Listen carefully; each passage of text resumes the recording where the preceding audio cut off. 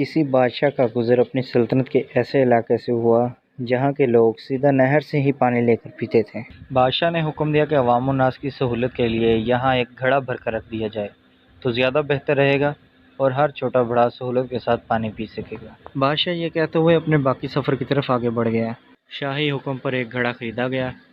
خرید کر نہر کے کنارے رکھا جانے لگا تو ایک اہلکار صاحب نے مشورہ دیا، یہ گھڑا عوامی دولت سے خرید کر شاہی حکم پر یہاں نصب کیا جا رہا ہے، اس لیے ضروری ہے کہ اس کی حفاظت کا بندوبست بھی کیا جائے اور ایک سنتری چوکیدار مقرر کیا جائے۔ سنتری کی تعیناتی کا حکم ملنے پر قباحت بھی سامنے آئی کہ گھڑا بھرنے کے لیے کسی ماشکی کا ہونا بھی ضروری ہے اور ہفتے کے 7 دن صرف ایک ماشکی یا ایک سنتری کو نہیں پابند کیا جا سکتا۔ بہتر ہوگا کہ 7 سنتری اور 7 ہی ماشکی ملازمی رکھے جائے تاکہ باری باری بلا تعطل یہ کام چلتا رہے۔ ایک اور محنتی اہلکار نے جب یہ سنا تو اس نے رائے دی کہ نہر سے بھرا ہوا گھڑا اٹھا کر لانا تو ماشکی کا کام بنتا ہے اور نہ ہی سنتری کا۔ اس محنت طلب کام کرنے کے لیے 7 بار بردار بھی رکھے جانے چاہیے جو باری باری روزانہ بھرے ہوئے گھڑے کو احتیاط سے اٹھا کر لائیں اور اچھے طریقے سے ڈھکنا لگا کر بند کر کے رکھیں۔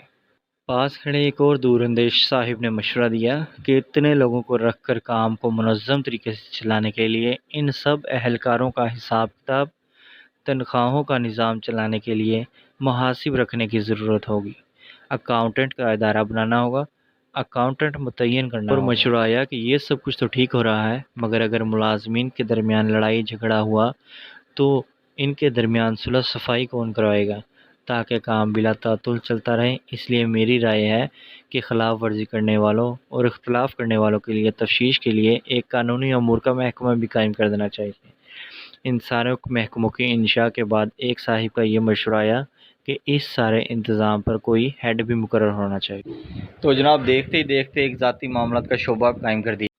سال گزرنے کے بعد حسب روایت بادشاہ نے اپنی رعایا کے دورے کے دوران اس مقام سے گزرا تو اس نے دیکھا کہ نہر کے کنارے کئی کینال پر ایک رقبے پر ایک عظیم الشان عمارت کا وجود آ چکا ہے۔ جناب عالی بادشاہ اپنے مصاحبین کے ساتھ اندر داخل ہوا تو ایک علیحدہ ہی جہان پایا۔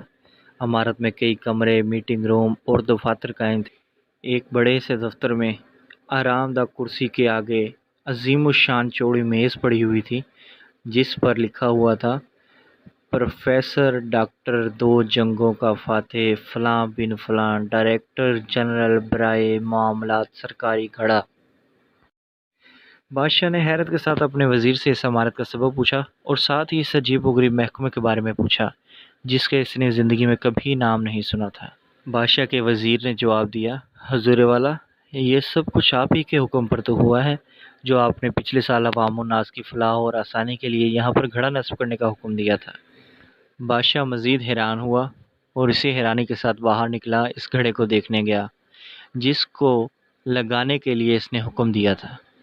بادشاہ نے دیکھا گھڑا نہ صرف خالی ہے بلکہ ٹوٹا ہوا بھی ہے اور اس کے علاوہ اس کے اندر ایک مرا ہوا پرندہ بھی پڑا ہوا ہے۔ گھڑے کے اطراف میں بے شمار لوگ آرام کر رہے تھے اور سوئے ہوئے تھے اور سامنے ایک بڑا بورڈ لگا ہوا تھا، گھڑے کی مرمت اور بحالی کے لیے اپنے عطیات یہاں جمع کروائیں، اور نیچے لکھا ہوا تھا، من جانب وزارت انتظامی امور برائے گھڑا۔